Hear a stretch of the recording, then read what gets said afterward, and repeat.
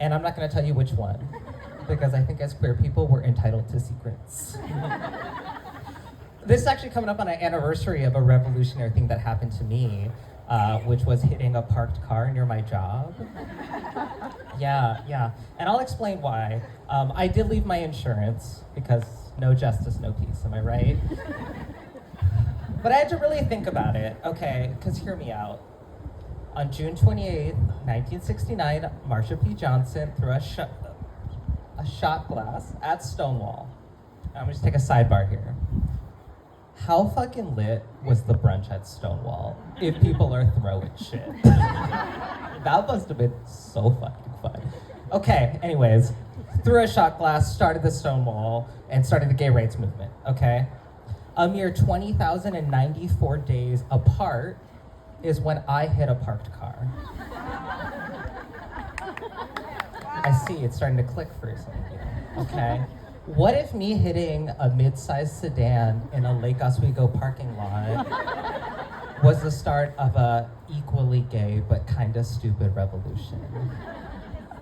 Which is what I explained to the woman at Allstate who said I was 100% at fault. And this is why we march. Probably for rights too, but it's definitely second. I'm coming up on 11 years in Portland. It's fine. When I first moved here, my introduction to Portland was a 4th of July party. What could go wrong? It was Bollywood themed. That's what went wrong. That's what went wrong. It was a classic, right Indian, wrong time situation. We've all been there. Or just me. And I thought about this person because what the hell were they thinking? And I thought, oh my God, okay, if I get famous, I'll talk about her in my Netflix special and she'll know how goofy she is. I could probably just find her. I mean, how hard is it to find a white woman in Portland, Oregon, who has a tandoori oven in her backyard and does professional henna? As I'm saying it out loud, I think it actually might be easier to be famous. My parents didn't really set me up to be a good Indian. I don't know nothing about it. I grew up in the church, and I'm pretty sure I knew I was gay before I knew I was Indian. I remember sitting in the little pew, and the homophobic pastor would say how gays are destroying the fabric of society. No, they're not. Look what I'm wearing. We're doing fine. And I'm sympathetic. It is really hard to be gay. It is really, really hard to be gay. But you know what's even harder? Being a main character. Because I knew he was talking about me the whole time. It's little things that my parents didn't set me up for. They didn't teach me about Indian food at all. And it's really done me a disservice because whenever someone finds out I'm Indian, they want to tell me their favorite thing, and they get that little twinkle in their eye, and they slowly start to over-pronunciate palak paneer, and I have to just be like, what is that? What the fuck did you call me? I could probably learn at this point. The church that we went to was an American Indian Baptist church. You're hearing it, right? We were the wrong Indian for that church. Classic wrong Indian, wrong time, I think this is my most relatable set I've ever done. I started to realize something about my life, and that it's kind of circular. There are things that just kind of happen over and over again. And there are these things in nature, right? You have entropy of an atom, right? Nothing really is destroyed, it all just recycles.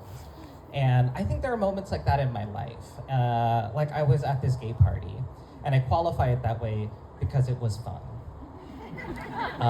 But it was also one of those parties where you look around and you're like, maybe we don't deserve rights. I mean, I'm glad we have them. Honestly, could probably use some more. what if you came out and you just got an exotic bird? Just like, that'd be kind of fun. But I was at this party, I am making out with this guy, and it turns out we are actually friends from 10 years ago that lost touch, and now I'm getting finger blasted on a dance floor. Full circle. I went to this restaurant here in Portland called Shalom Y'all, and I only say their name because fuck them. But the food's good. Actually, take it back. It wasn't Shalom Y'all. I was there with some friends, we sat down, and then we just kept getting free appetizers. Appetizer after appetizer after appetizer. And the bar manager comes over and says hi to me. Servers are like abandoning their table to come say hi. And my friend's like, what is happening? Who do they think that you are? And then we Google it, and it turns out Aziz Ansari was in town. I know. Classic right Indian, right time. Am I, and racism and prejudice are so bad. But like, what if they come with appetizers? Are they as, like, does it, like, you could say a slur, but you brought bruschetta. Like, I'm willing, no one else willing. Okay, just me, sorry. But at the time, I wasn't even a comedian. I was just Indian. Still am, in case you're worried. And now, I do comedy. And maybe someday Aziz Ansari is gonna be mistaken for me and all my sexual misconduct. Thank you. Just gonna clap for that last one. This is being recorded. I love being gay. It's one of America's favorite pastimes, honestly. But me, as a gay, is not good at some things, and I've come to terms with it. And I used to work in retail and was bad at it because I thought that every time I was interacting with someone, it was a meet cute. Yeah. I talked about the main character thing before. Are we following the set? We are. Okay. There's this one time this guy came up to the register. I was working at the Gap. Again, fuck them. Actually, fuck them. They're the worst. They actually removed me from the register because I would talk to people too much. And when they did like our anonymous survey of like, what do you feel like, how, working here? And I wrote in that they were dimming my lights. And here's an insider tip. Anonymous surveys don't work if you tell everyone that you wrote it. So, before I was removed from my main act, I was ringing up someone at the register, and this guy comes up, like, has that, like, sickly sheen look, like someone getting over the flu, Yum, right? Totally my type. Totally. Pops down 5 pairs of cargo shorts. And I was like, oh my fucking God, it's happening. And I know what you're thinking, Brian, cargo shorts. And hear me out. And we don't talk about this enough in the community. But we have gay. And then there's something called gay but given up. And I love that shit. My dream man is Paul Giamatti in Sideways, where he's drinking like a gallon of spit wine. It's like, get a bucket and a mop. So, pops the shorts down. I'm like ringing him up, and he's like, do you want my number? And I was like, oh, I knew it. Turns out it was for like a Gap discount. Yeah. This is why we merge. Sometimes I feel like I'm a little bit on borrowed time, especially as it is my birthday today. Thank you. It's so brave of me to be here. Because there's like a lot of mental illness in my family. It's like definitely the kind that makes you funny, but also kind of makes you a ward of the state. Yeah. And I like have that in the back of my head at all times, and it like pushes me really hard. Like I push myself really hard in my career. Like I have a CPA and a master's in finance. And I'm too hot for both of those. One of them in isolation, maybe, if you didn't have the triceps that I got. I got like those cum gutters, but on my arm.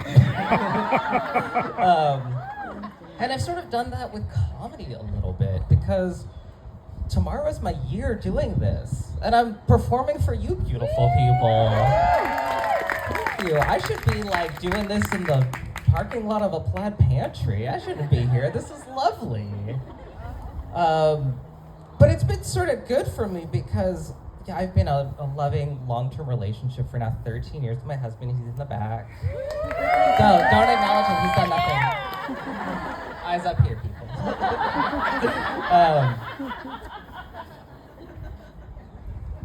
But there was something that I realized that I was really missing in my life, and that was just full-on dread and rejection. And thankfully, comedy filled that hole for me. Because man, oh man, cortisol levels are very high all the time. I haven't felt this stressed out since I would only exclusively date Latino men, and it's been a while. It's fun times though. Anyway, fuck.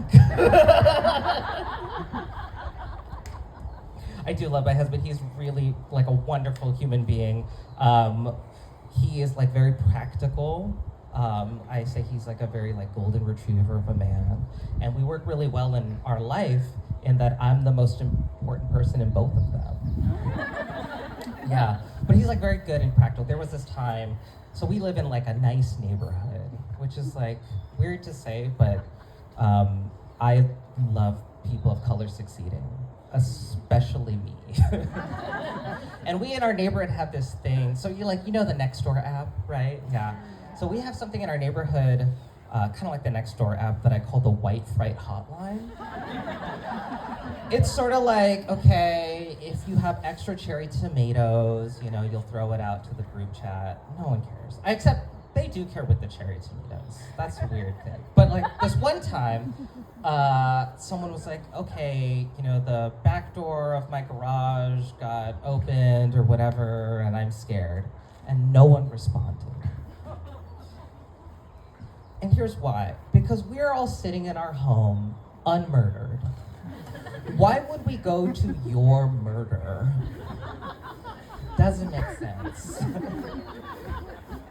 But we did sort of talk about it in our, household, like about safety.